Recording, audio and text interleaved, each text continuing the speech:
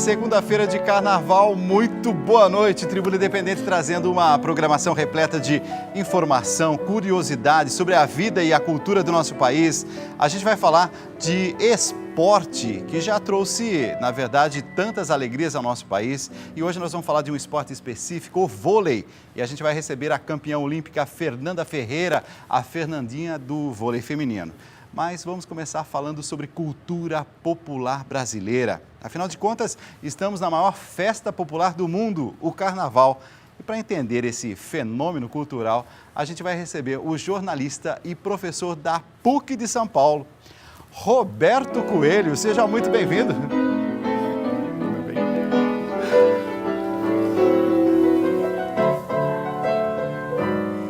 Alegria de poder recebê-lo nessa noite. Seja muito bem-vindo. Segunda-feira de carnaval. Segundona, né? Por que o carnaval é tão forte no Brasil e não necessariamente é forte em outras partes do mundo? É uma transformação interessante cultural brasileira, né? Primeiro, você começa com os índios, que já faziam isso nas porangabas. Então, a ideia de se reunir, batuque e dançar já era uma coisa habitual da terra brasileira. Depois você junta a isso o português que gostava de fazer as festas também cantadas e no batuque da musicalidade portuguesa. Depois você junta o africano, que também tem essa tradição, claro, só podia dar em samba, né? Sem dúvida. E quando a gente vê, e um bom samba, né? Somos admirados no mundo pelo samba que a gente faz, pela cultura que a gente tem. Ao mesmo tempo, são muitas as críticas em relação ao carnaval, como sendo uma festa dos excessos e muita gente assim bate firme nessa tecla. Qual que é a sua visão? Assim, o que o carnaval traz de contribuição, de valores, no seu aspecto positivo, por exemplo, para o nosso país? Bom, o nosso país tem uma diferença de carnavais, né? Nós não temos um carnaval, nós temos carnavais. O carnaval de São Paulo é diferente do carnaval do Rio, que é diferente do carnaval de Salvador, que é completamente diferente do carnaval do Recife. Então você tem aqui modalidades culturais diferenciais dentro do próprio país, não é? Então, se você olhar para como que elas foram configuradas, você tem que olhar para as culturas que criaram essas cidades e essas musicalidades. Então, isso daí eu acho que dá a riqueza do samba e das atividades culturais brasileiras, né? Quando a gente fala de carnaval, quando a gente fala de cultura popular, ao mesmo tempo tem assim muita, não sei se eu vou usar a palavra certa, muita crendice em relação à cultura popular. Tem muitos mitos em relação à cultura popular. Certeza. Ao mesmo tempo a gente fala, nossa, são algumas coisas relacionadas à superstição. Está tudo misturado, é isso mesmo? Mas cultura é isso, né? Cultura é tudo misturado. Se você pegar o carnaval, você vai pegar aqui em 600 a 590 antes de Cristo, o carnaval já existia na Grécia. E aí é óbvio que num tempo desse, o misticismo, a ideia de religiosidade, mas a religiosidade pagã, já era colocada ali. Então, as festas, as maneiras pelas quais as pessoas se colocam, tem isso de saudar a entrada, por exemplo, do equinócio de primavera, que é o momento que a gente faz o carnaval. Se você olhar para isso, você vai ver que essa configuração em 590 depois de Cristo é adotada pela Igreja Católica que estava iniciando. Que antecede o período da Quaresma. Da Semana Santa, século XI. Então, no século XI, quando você faz a Semana Santa, que era a preparação para a Quaresma, e aí falando catolicamente, não é? O que acontece? Você estava se preparando para um momento de penitência, para um momento de pensamento interno. Então, o que você fazia antes? Vamos fazer uma festa, porque eu não sei o que vai acontecer depois. Então, esse momento de catarse, né? De extravasamento. Isso. É aquele momento antecedente do momento de introspecção, no momento de pensamento interior. É claro que isso leva para o misticismo. E aí, uma série de crendices. Arruda atrás da orelha, gato preto debaixo da escada, essas coisas todas que nós vamos colocando na nossa vida cotidiana, não é? Mas faz parte, né? Me parece que essas crenças, ao mesmo tempo as superstições, ao mesmo tempo o simbólico, que nos faz humanos. Mas sempre foi isso, né? Se você pegar lá no rupestre, o batida do tambor no rupestre já era um princípio de musicalidade, né? Se você pegar a ideia do sonoro, a ideia do visual, ela está muito pregnada na ideia de nossa formação como um humano. Então, nós precisamos disso, nós precisamos desses enfeites todos, não é? Para nos representarmos. E nós usamos o som, a sonoridade, a musicalidade para nos congregarmos, não é? Será que não teve um momento, sei lá, de 40 anos para cá, agora me parece que a gente está redescobrindo, mas onde a gente ignorou um pouco a questão dos rituais, dos símbolos, é como se eles perdessem um pouco essa magia e a gente, numa sociedade tão rápida, a gente já logo foi por um outro caminho, que seria assim, das coisas muito práticas. As coisas práticas fazem parte da vida, mas ao mesmo tempo o simbólico também tem o seu espaço. Sabe o que tem? Às vezes nós estamos colocando como grau teológico os nossos aparelhos. Nós estamos os admirando. Veja só esse meu novo telefone super moderno. Você está admirando aquilo como um símbolo. Você também está transpassando para esse tipo de coisa. Só que mediado pela tecnologia. Mediado pela tecnologia. Mas aí é que está. Se você pegar o século XX, ele transformou a ideia de cultura na ideia de indústria. E aí essa indústria de cultura foi transformando isso para dentro da tecnologia, não é? Você falou assim de superstição, você falou de símbolo. Eu vejo, por exemplo, bonecos gigantes também fazendo parte dessa festa. A gente tem, por exemplo, a ideia assim, de que o carnaval é esse momento de nos fantasiarmos, de colocarmos máscaras a outras pessoas, de tirarem assim, as próprias roupas, de uma forma ou de outra, com mais ou com menos. Como é que você interpreta esse lado, o figurar, né, das coisas, esse lado visual do carnaval nosso? Temos que saber de onde que veio cada coisa. Então, as festas do Recife e Olinda são festas portuguesas. Então, essa ideia dos cabeções e da dança girando é uma atividade portuguesa que veio e ficou ali para o Recife. A ideia das cabeças é da representação, é o agigantamento. Aí você levaria isso a algumas coisas místicas, né? Que era o homem da noite, que ficava lá e ele era grande, e aí ele levava as pessoas embora. E aí então você transpassa isso para uma festa, bota isso numa festa popular, as pessoas vão seguindo o homem da noite. Aí depois aqui a gente adapta a ter o homem da tarde, a mulher da manhã. Tem o homem do meio-dia. O homem do meio-dia, né? Se você pegar o carnaval da Bahia, ele vai trabalhar com o candomblé, ele vai trabalhar o afoxé, ele vai trabalhar a mistura afro dentro da cultura brasileira e misturada com a cultura portuguesa. Então, o que é? É seguir o sujeito que está tocando. No carnaval do Rio de Janeiro e depois o carnaval de São Paulo, que começou em São Paulo, começou com carro, né? Fazendo o desfile em cima de carros ali na Avenida Paulista. E no Rio de Janeiro era o samba de rua. E aí depois ele vira a escola de samba. E aí depois ele vira essas festas tradicionais. Então, se você olhar para cada um desses aspectos, você tem a ideia do candomblé, a ideia do negro liberto, a ideia do português e a ideia da industrialização, fazendo então o corso, né? Que era o desfile de carros alegóricos dentro da Paulista. Tudo isso vai fazendo uma tradição, não é?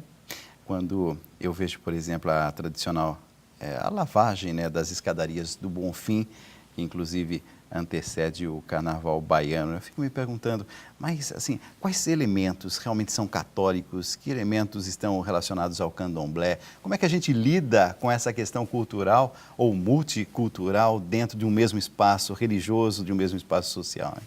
É a preparação para o que virá na quaresma. Então, para a cultura africana, a lavagem do Senhor do Bonfim, que na verdade é uma outra santa, né? É fazer com que aquilo seja sagrado para que tudo ocorra bem no momento da festa. Então, olha só que interessante. você limpa o lugar como se você lavasse a coisa do passado. Tá. E preparando para o que vem do futuro. E aí o que vem? Vem uma festa em sagração a isso e depois da festa a introspecção.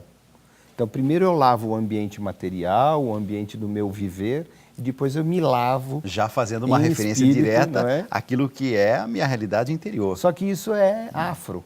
Isso não é nem português, nem índio. Isso é afro. Nós trouxemos para isso e incorporamos isso na religiosidade. E como é bom quando a gente percebe que há cada vez mais respeito no nosso país por uma compreensão, porque o conhecimento também eu acho que nos faz mais maleáveis com as questões culturais. Bem, ter conhecimento sempre é bom, não é? Sempre. E no Brasil, uma coisa que acontece que eu acho muito deliciosa é que nós conseguimos conviver bem com várias culturas ao mesmo tempo. E nós conseguimos fazer também um outro negócio que é muito interessante. Nós misturamos essas culturas e dá numa cultura brasileira. O estudo de cultura brasileira, eu que estou lá no CELAC, né, cultura latino-americana, é completamente inusitado, porque o que acontece? Se você pegar a cultura brasileira, ela remete a várias culturas ao mesmo tempo. E ela é nossa. Ela é tipicamente brasileira. Dá para estudar assim. É como o barroco brasileiro, né, que é estudado separado. A gente tem só mais alguns segundos, mas eu queria aproveitar a sua presença aqui para entender um pouquinho mais o samba. O samba, ele nasce ali na senzala, com os escravos. O samba hoje toma uma proporção de uma grande apresentação, é o show, ao mesmo tempo toda a industrialização, como você diz, e todo o caráter mercadológico. Mas o que tem ali na raiz do samba para ser essa característica brasileira? Redundando e falando, né? Era a música do senhor da Casa Grande, ouvido na senzala e fazendo tum, cutum, tum, tum, cutum, tum, tum, lembrando a África. E lembrando o cutum, cutum, cutum, do índio, e aí você trabalha essa musicalidade, ele vira essa cadência, e no início você fazia pá, pá, pá, pá, turum, pá, pá, pá, pá, turum. E que isso depois veio cadenciando e virou o samba carioca. Fantástico. Vamos falar mais sobre isso, vamos trazê-lo outras vezes. Cultura popular me parece que é uma forma também da gente entender a nossa raiz, o nosso povo, a nossa vida, inclusive com perspectiva de futuro, porque sem entender a história, eu acho que fica muito difícil olhar para frente. Com certeza. Tá certo? Tá certo. Roberto Coelho, professor da PUC de São Paulo, obrigado por ter vindo. Obrigado a você.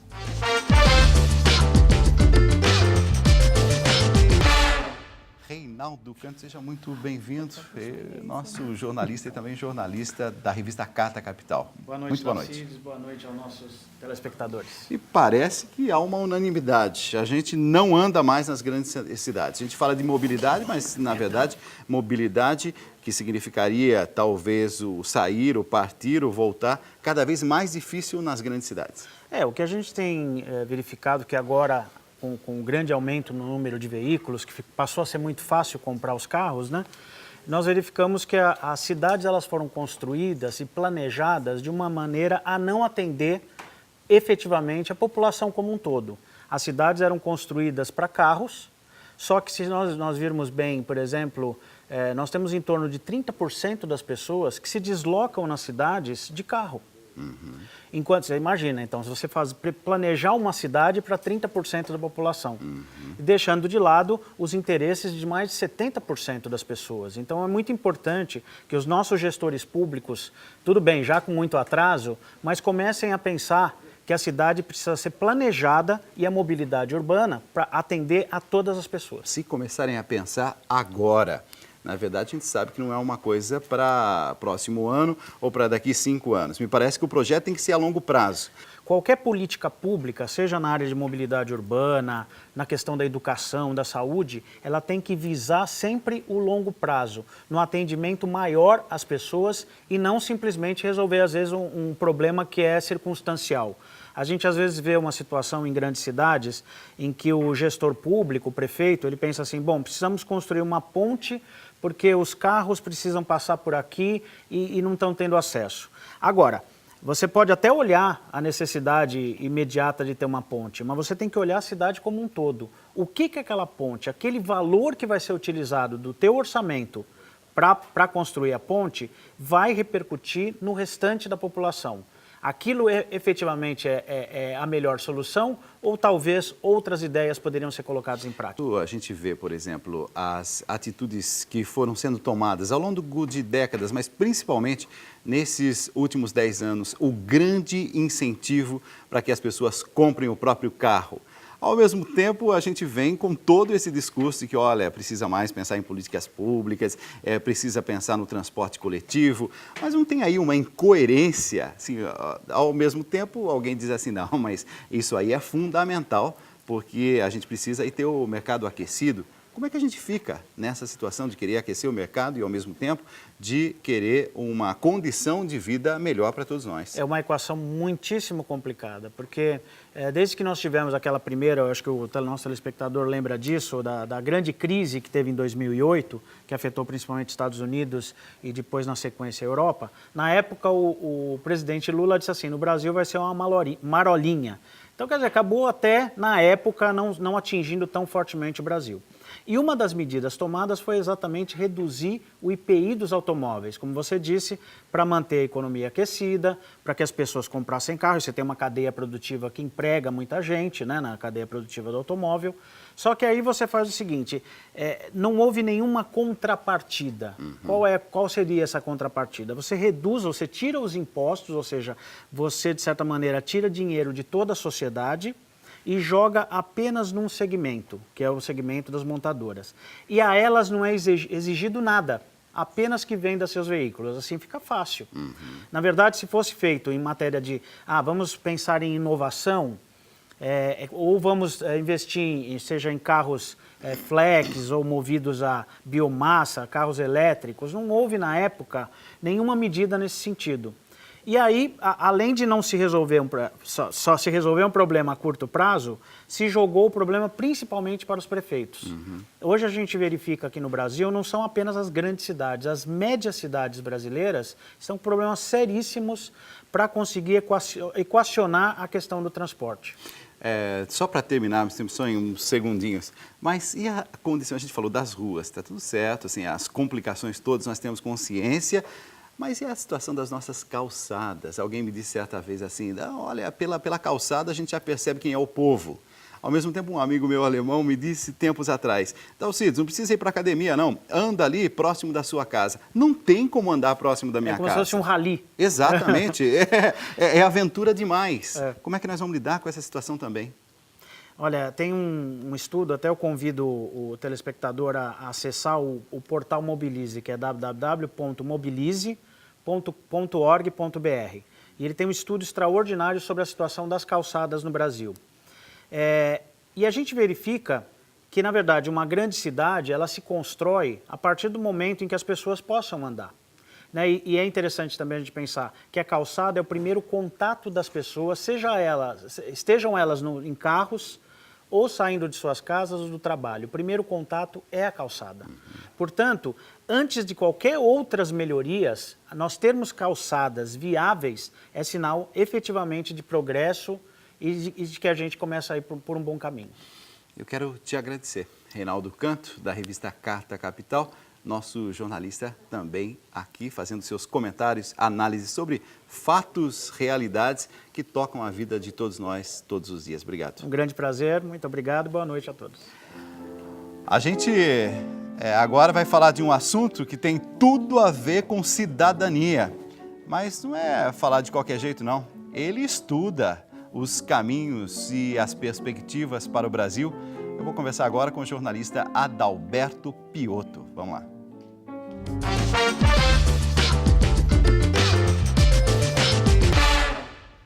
Adalberto Piotto, que alegria te receber aqui. Muito boa noite. Boa noite, Dalcides. Foi você que me falou um dia que a gente, assim, é ávido pelos direitos, mas a gente se esquece que a gente também tem deveres. Nós somos... A minha convicção brasileira hoje é que nós vivemos o Estado dos direitos, não o Estado de direito que prevê deveres também. Aliás, se não me engano, a Constituição de 88, que é maravilhosa, mas ela tem a citação direitos, acho que 6 ou 7 vezes mais do que deveres. E não se faz uma sociedade com esse desequilíbrio. Uma sociedade organizada e civilizada não se faz. Hoje no Brasil todo mundo acha que tem direito. Todo mundo tem direito de reivindicar, tem direito de manifestar, tem direito de parar a rua, tudo bem. E o dever do outro de poder também passar por aquela avenida? O direito do outro, o seu dever de dar passagem. O direito de ir e vir, que é manifestado por todo mundo, em todos os aspectos, é o de ir e vir seu e do outro. Hoje todo mundo se acha no direito de exigir tudo. É aquela história, eu tenho o direito de votar, ótimo.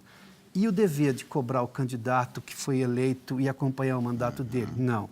Eu tenho o direito de me manifestar, tá? E o dever de deixar a rua livre para o outro também poder ir e vir? Eu tenho o direito à escola de qualidade. E o dever de acompanhar o seu filho na escola? Bom, o dever não entra nessa história. É o Estado dos direitos e não o Estado de direito.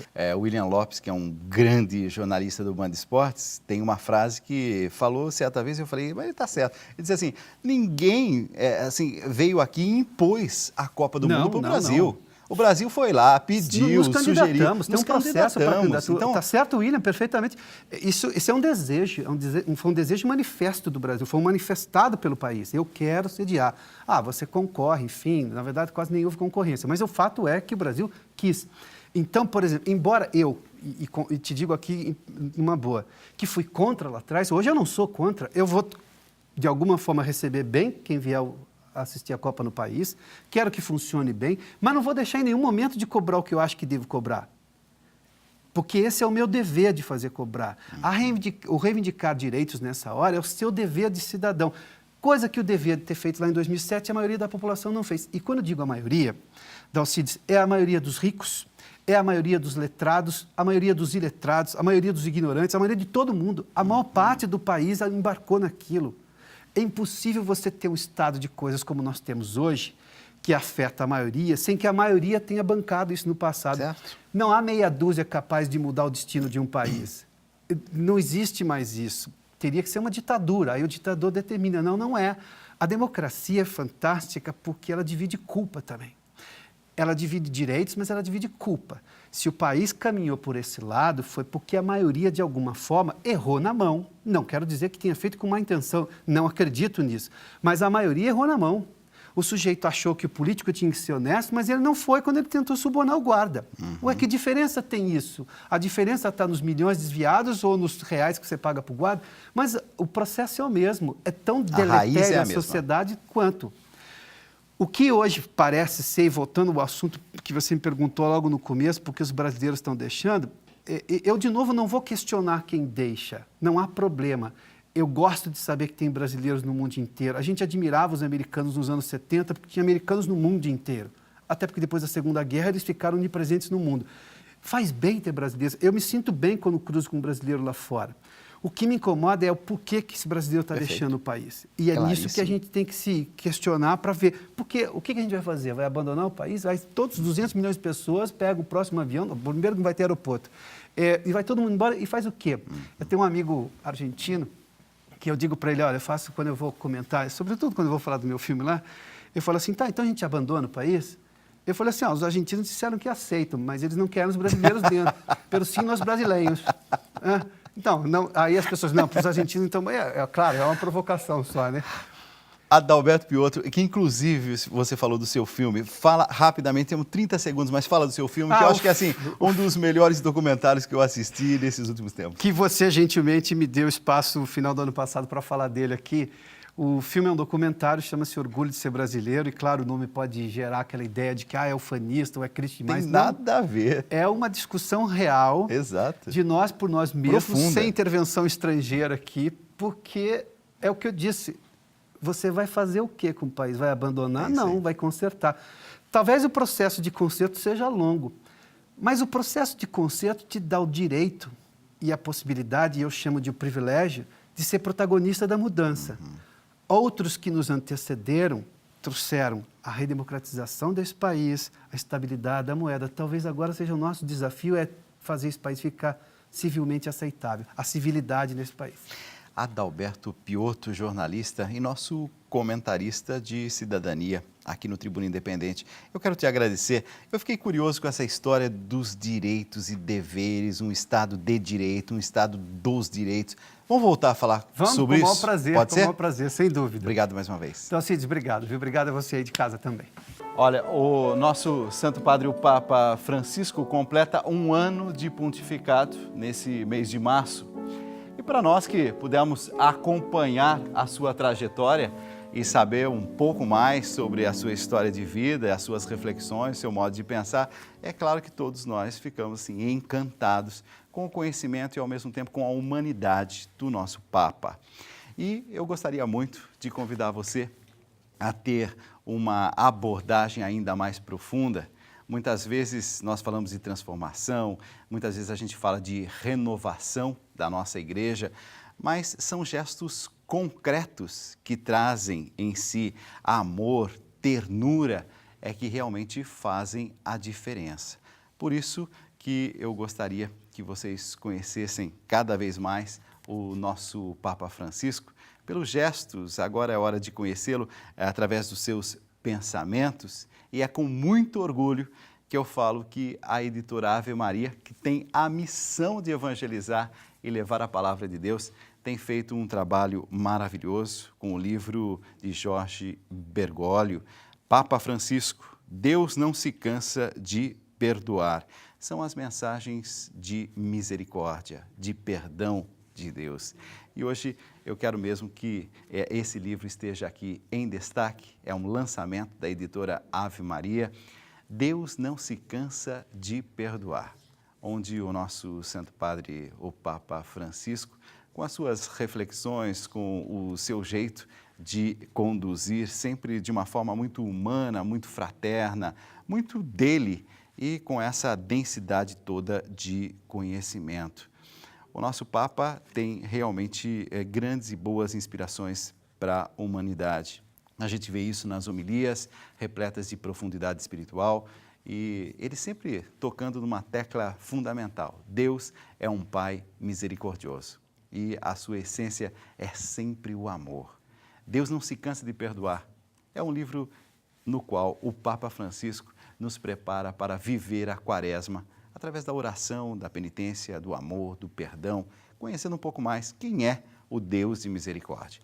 Eu convido você a adquirir já o seu livro, Deus não se cansa de perdoar, e outros livros escritos pelo próprio Papa Francisco.